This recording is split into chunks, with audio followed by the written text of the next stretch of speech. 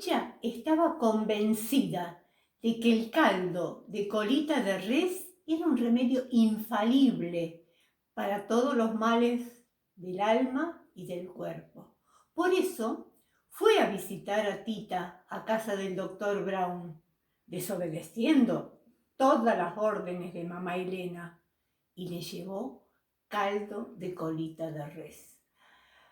Cuando Tita sintió ese perfume, ese aroma insustituible y tan conocido, sintió que el alma le volvía al cuerpo, que revivía. Cuando comenzó a tomarlo, a su lado estaba Nacha. Comenzaron a hablar de los tiempos felices en la cocina, y cuando llegaron a la cebolla, Tita comenzó a llorar como lo hizo el día de su nacimiento. Chencha se asustó bastante, y el doctor Brown, al ver que bajaba agua por la escalera, subió a ver qué ocurría. Y se puso muy contento cuando vio que Tita lloraba. Eso era lo que necesitaba para aliviar su alma. Chencha, bastante asustada, recordó que tenía que volverse pronto. ¿Cómo iba a explicar su ausencia a mamá Elena? Y mientras se iba por el camino, retorcía los flecos de su chal, buscando una excusa para su ausencia. Esa noche, Tita y el doctor fueron a una casa vecina. Cantaron, bailaron, y Tita estaba hermosa con un vestido que le había regalado el doctor. A Chencha no le hizo falta ninguna excusa, porque a poco de llegar al rancho, una banda de forajidos las asaltó, violó a Chencha y mamá Elena cayó para atrás y se golpeó la espalda y quedó paralítica. Entonces Tita, que había prometido no volver más a su casa, tuvo que hacerlo. Tenía que consolar a Chencha y ayudar a su madre. Entonces cocinó caldo de colita de res. Estaba riquísimo. Cuando se lo llevó a su madre y ella lo probó, lo escupió, tiró todo, dijo que eso estaba horrible, que estaba amargo. Y así sucedió día tras día con la comida que Tita le llevaba. El doctor Brown trató de convencerla de que la comida estaba muy bien hecha, pero mamá Elena decía, quiere envenenarme, pero no lo va a conseguir, porque yo, le confesó al doctor, estoy tomando 2 vomitivos. El doctor se sorprendió y trató de explicarle que eso era muy peligroso, que incluso podía llevarla a la muerte. Pero mamá Elena no entendía razones. Así fue. Al poco tiempo murió. Y cuando Tita estaba vistiéndola, encontró el manojo de llaves, que era para toda la casa. Todo estaba bajo llave. Y una llave pequeñita colgada en su cuello. Y recordó que cuando era niña había visto un cofre en el ropero de su madre. Lo buscó. Y sabiendo que violaba un secreto, lo abrió y encontró cartas de amor que mamá Elena había recibido de un tal José Treviño. Los padres de mamá Elena nunca aceptaron ese noviazgo porque él tenía sangre negra en las venas y lo obligaron a casarse con Juan de la Garza. Ellos siguieron viéndose y cuando mamá Elena estuvo embarazada, planearon huir, pero no pudo ser. A José Treviño lo mataron. Tita lloró mucho por su madre, no por la pérdida, sino por ese amor frustrado que ella había tenido. Nadie mejor que Tita comprendía lo que era un amor frustrado. Al otro día en el cementerio, mientras se realizaba la ceremonia, llegaron Pedro y Rosaura, que estaban viviendo en Texas. Rosaura con un embarazo bastante adelantado. Se abrazaron y cuando Pedro la tomó en sus brazos, Tita sintió que sus cuerpos seguían vibrando al unísono. El doctor Brown, que observaba la escena, la tomó de la mano a Tita y se alejaron. La vida continuó en el rancho. Tita en la cocina, Pedro haciéndose cargo de las tareas del establecimiento. Y llegó un día en que el doctor Brown iba a pedir la mano de Tita. ¿A quién? A Pedro, el hombre de la casa. Ese día Tita no podía concentrarse en preparar la comida. Era una comida que había hecho tantas veces que le salía riquísima, pero ese día no podía. Entonces Chencha, que había vuelto al rancho casada después de la desgracia que había tenido, vio a Tita muy preocupada y le dijo: yo sigo, yo voy a preparar la comida. Entonces Tita fue a bañarse. El cuarto de baño estaba en el patio, hecho con tablones, y había un espacio entre cada uno. El agua estaba fría y Tita se sintió bien, pero poco a poco el agua comenzó a calentarse, cada vez más, y vio que Pedro la estaba mirando entre los tablones. Se cubrió rápidamente y fue a su habitación a prepararse para la cena.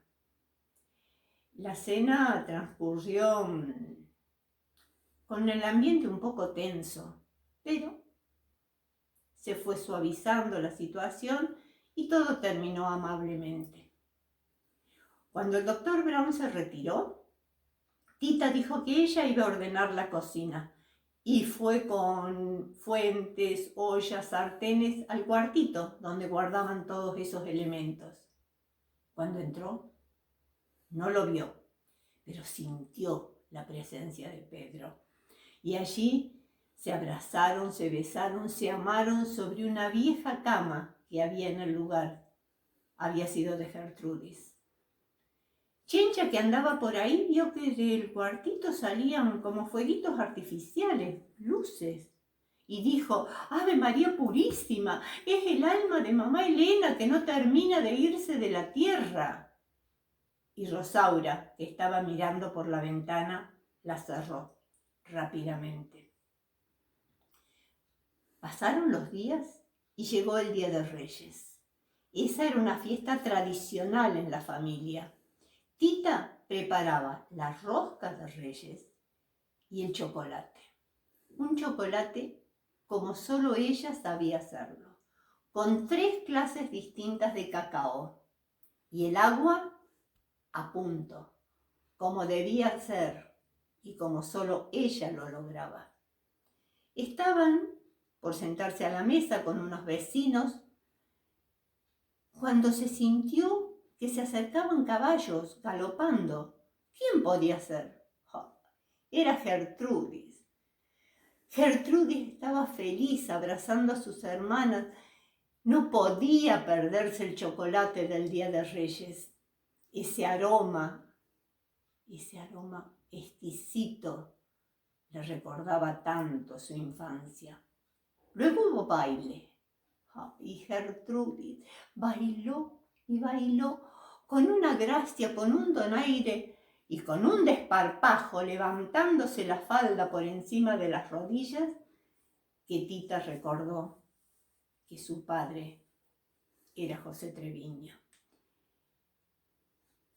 Iba a guardar el secreto para siempre, pero no pudo ser, porque al año siguiente nació un hijo mulato de Juan y de Gertrudis, y ella, para salvar el matrimonio, mostró las cartas, mostró las pruebas, y a Juan no le alcanzó la vida para amar y disculparse siempre ante Gertrudis por haber dudado de ella. Tita estaba preocupada además porque creía estar embarazada. Pero Gertrudis había dicho que se iban a quedar unos días más Eso la tranquilizaba un poco. Buscaría el momento para hablar con su hermana, porque solo Gertrudis sería capaz de escucharla, de aconsejarla y de decirle qué podía hacer. Y ahí estaban, Gertrudis y Tita en la cocina. Ay, Gertrudis estaba tan contenta de estar con su hermana que no paraba de hablar. Y Tita le estaba enseñando a hacer las torrejas de nata, que a ella tanto le gustaban. Y después iban en almíbar. En un momento, Tita se abrazó a su hermana llorando. ¿Ya qué pasa? Es que creo que estoy embarazada. ¿De Pedro? Y cuando dijo así, Pedro venía entrando a la cocina y escuchó. Y corrió y la tomó de las manos. Y Tita le dijo, no sé, hace unos días, bueno, pero vamos a hablar después, este no es el momento, no es el lugar. Entonces le pidió a Gertrudis que siguiera haciendo, le dejó la receta y que buscara a su ayudante y ella se fue a su habitación.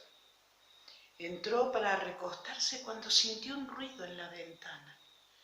Se asomó y era Pedro. Pedro que estaba tocando la guitarra y cantándole una canción. Tremendamente borracho y borracho de amor. Ay, Tita pensó, si Rosaura lo escuchara. Y en eso que estaba, en esos pensamientos, ¡fu! Apareció mamá Elena. La miró y le dijo, ¿no te da vergüenza? ¿No les da vergüenza? Mira lo que le estás haciendo a tu hermana. Eres una descarada. No puedes ser. Y Tita por primera vez se atrevió y le dijo, un momento, ella fue la que me quitó al que era mi novio. Y estaba tan indignada mamá Elena que le decía, eres una sinvergüenza, no sabía qué más decirle. Entonces Tita le dijo, nunca la quise, la odio, siempre me hizo sufrir. Y fueron palabras mágicas, porque mamá Elena desapareció y para siempre. Se hizo como una lucecita pequeña que salió disparada por la ventana. Fue al patio y ahí dio vueltas como un buscapié, hasta que se acercó a una lámpara de querosén que explotó y lo prendió fuego a Pedro. Ante los gritos, Gertrudis salió de la cocina, se arrancó las polleras y lo envolvió. Y los hombres que estaban en el patio lo alzaron para subirlo a la habitación. Y él clamaba por Tita. Le pedía que le diera la mano. Y Tita corrió y le dio la mano. Y cuando iban subiendo, Rosaura los vio y se encerró en su habitación. Y por mucho tiempo no salió. Ella con una pluma y clara de huevo le pasaba por las quemadas y las heridas. En eso estaba cuando le vino el pensamiento y el recuerdo que John, que le había pedido matrimonio, había ido a buscar a su tía, la única tía mayor que le quedaba.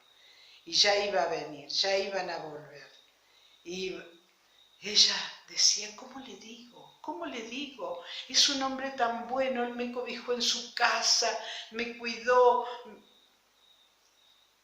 Y cuando llegó John, ella le tuvo que contar lo que pasaba. Lo que no le alcanzó a decir, que cuando mamá Elena la enfrentó y ella pudo decirle lo que sentía, sintió como un alivio que corría por su cuerpo y no estaba embarazada. John le dijo que la iba a amar eternamente, que lo tuviera en cuenta.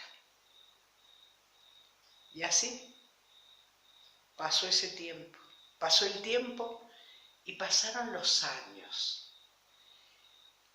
Esperanza, la niña de Pedro y Rosaura, que tanto amaba a Tita y que siempre estaban en esa lucha para cuidarla con su hermana, llegó el tiempo en que Rosaura cedió para que ella le enseñara las cosas de la cocina y ella se iba a hacer cargo de los estudios y de lo demás. Ya era una señorita, como de 16 años, y un día en la cocina le dijo a su tía Tita que ella estaba enamorada de Ale, que era el hijo de John, que ya había vuelto al pueblo, se había recibido de médico, y que se sentía cuando lo veía como un buñuelo que lo están por tirar al aceite caliente. Y entonces Tita se dio cuenta de que realmente ese era un amor verdadero. Pasó el tiempo, Rosaura no quería que se casara con Ale, Pedro y Tita luchaban para que así fuera, hasta que un día Rosaura se enfermó y murió. Antes de morir le había pedido a ellos que por favor se cuidaran, porque ella quería seguir siendo la señora de la casa y que se hicieran sus cosas a escondidas, pero que ella tuviera su lugar.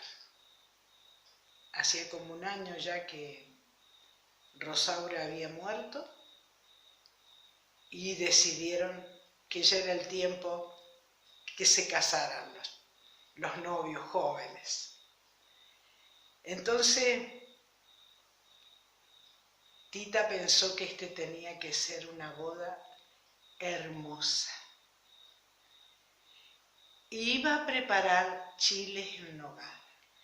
Todo el mundo partía nueces, porque se prepara con cebolla y carne molida y después esas nueces que las machacan y se hace como una crema. Y en los chiles que están vacíos, ahí se coloca. Y las ponían en bandeja. Fue una noche maravillosa. Eran como 80 invitados. Hasta Gertrudis vino, con Juan, su marido. En un momento, Pedro le pidió a Tita que bailaran un vals, el vals que a ellos tanto les gustaba. Y le dijo que si quería ser su esposa.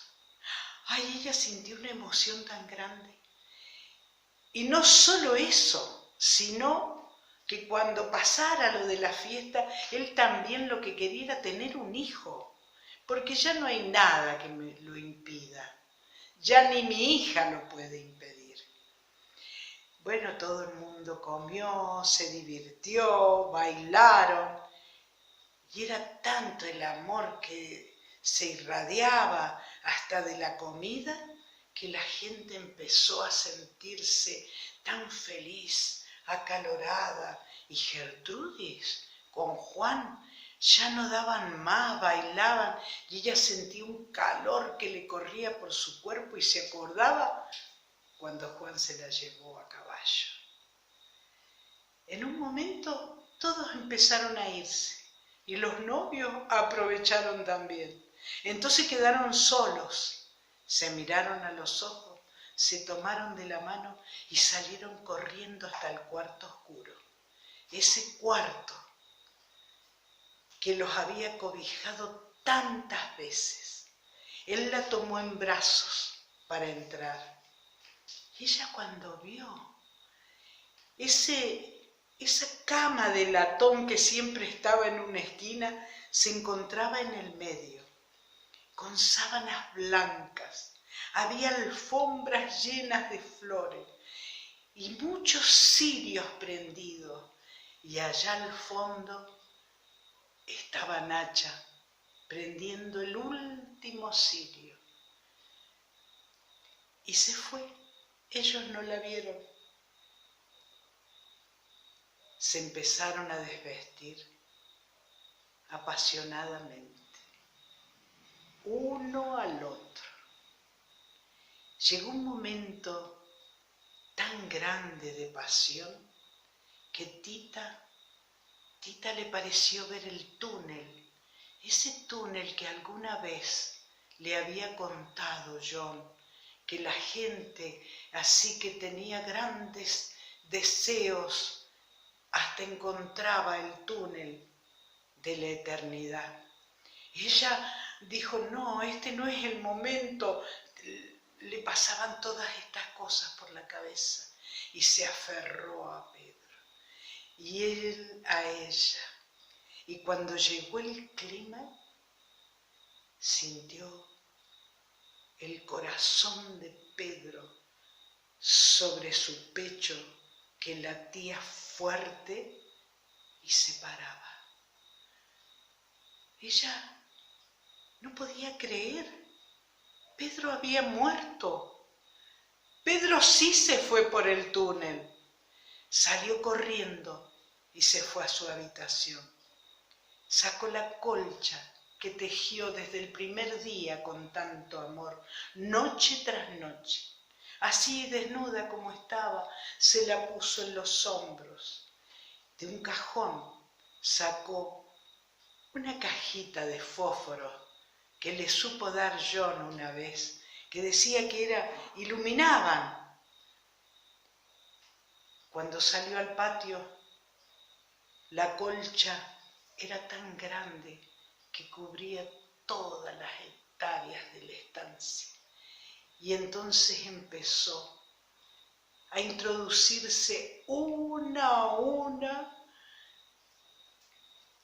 los fósforos de esa caja. Y cuando llegó al último, todo se iluminó y ¡pah! Y ella ahí pudo ver el túnel. Y corrió, porque al fondo estaba Pedro esperándola. Se tomaron de la mano y caminaron para vivir el amor eterno. Todo se quemó, todo desapareció. Lo único que la hija de Esperanza pudo rescatar fue el libro de cocina de la tía